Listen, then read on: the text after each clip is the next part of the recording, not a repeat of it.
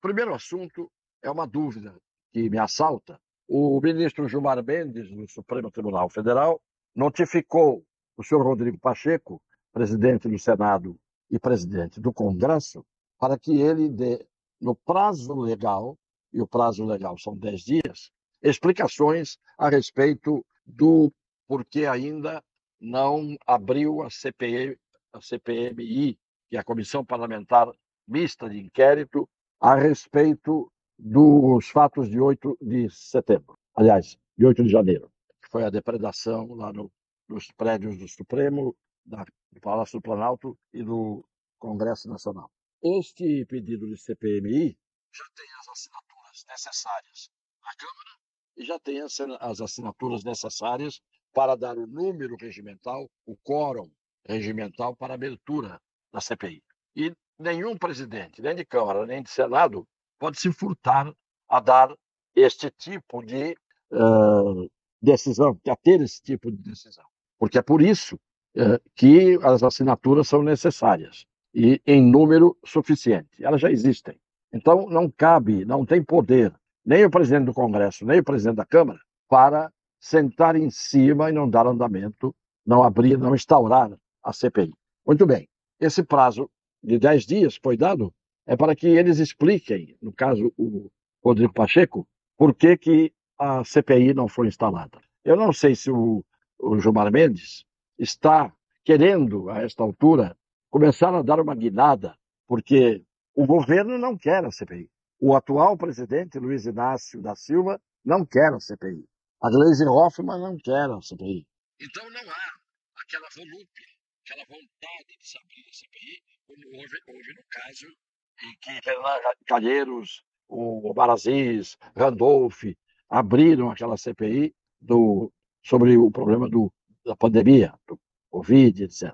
Então eu acho que o Gilmar ou está apenas cumprindo o regimento e notificando o presidente da Câmara, no caso do Senado, que é o principal, mas o da Câmara também tem a resposta a dar, para saber qual é a posição deles a respeito disso. Eles não podem dizer não abrir porque não quero. Tendo o número regimental, são obrigados a abrir. Então, ao querer saber a respeito, nós vamos ver qual é a posição do Supremo a respeito da postura do Supremo em relação ao Luiz Inácio da Silva. Porque se o governo não quer, o presidente atual não quer, e a turma dele não querem, os membros da turma, é sinal de que alguma coisa estranha há nesta coisa do 8 de janeiro. Porque de quem é o interesse de se apurar o que houve em 8 de janeiro? Deveria ser dos dois lados, em que o Brasil se polarizou. Devia ser por parte do governo para desmascarar a turma da direita. E deveria ter interesse a turma da direita para saber que grau de cumplicidade, de colaboração teve o pessoal do atual governo para que naquele dia as coisas acontecessem como aconteceram. Vamos ver se o Gilmar está neutro, se notificou apenas porque é do seu dever notificar, já que houve um pedido da senadora Soraya Tronic para o Supremo pedir essa informação, e o Gilmar teve que pedir a informação. Agora, dependendo de vir a informação e de como ela virá, o governo tem que informar a posição dele depois. A direita, os que estão envolvidos, presos, vão se manifestar. E o senhor Rodrigo Pacheco tem o dever também de dizer por que não fez o seu dever. Isto é, por que ele não deu início à CPI. Há uma curiosidade, pelo menos de minha parte, para saber se o Supremo está começando a ter uma postura um pouco diferente da que tinha nos últimos 2, 3 anos, 4 ou 5.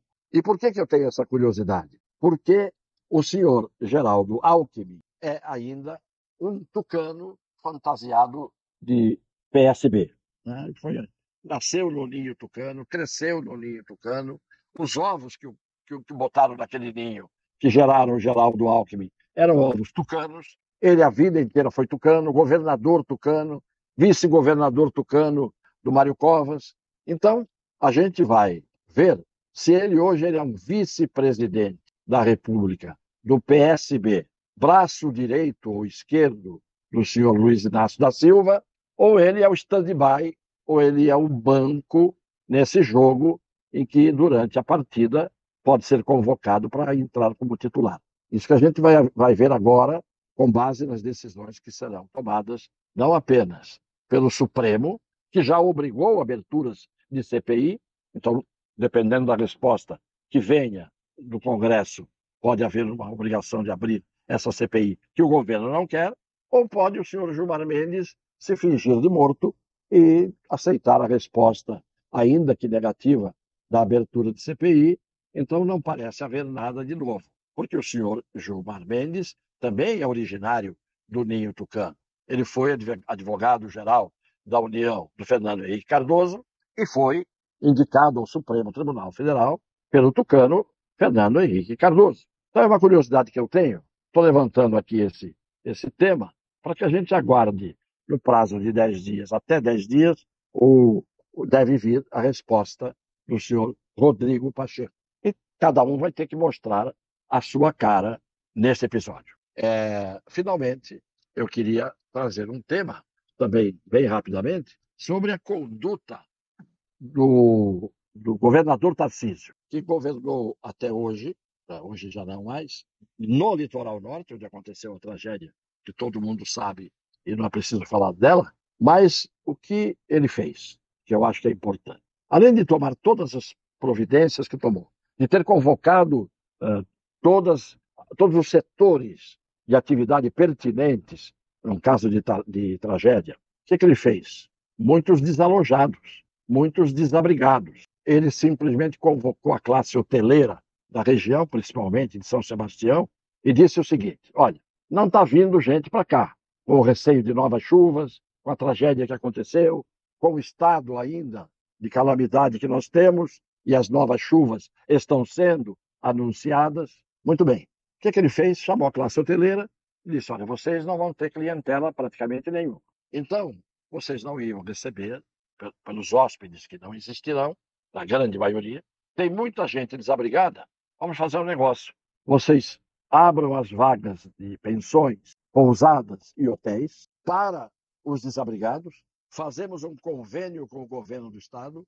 O governo do Estado vai fazer o pagamento da hospedagem dessas pessoas, que terão leito, terão alimentos, como se fossem hóspedes normais, de hotéis, de pensões e de pousada. Então vocês ganharão menos do que ganhariam se estivesse uma temporada normal, com os hotéis lotados, mas ganharão mais do que com os hotéis vazios nesse estado de calamidade. A classe hoteleira topou e ele vai dar, portanto, hospedagem digna e alimentação digna, teto digno por um tempo, até que se resolvam os problemas que ele vai tentar resolver.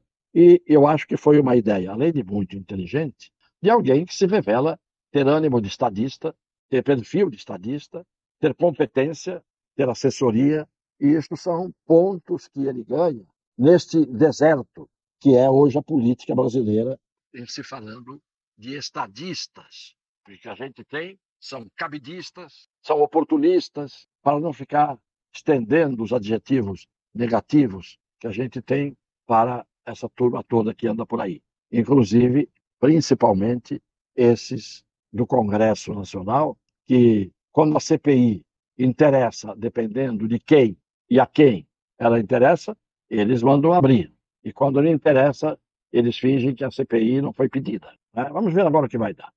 Um beijo no coração das pessoas de boa fé.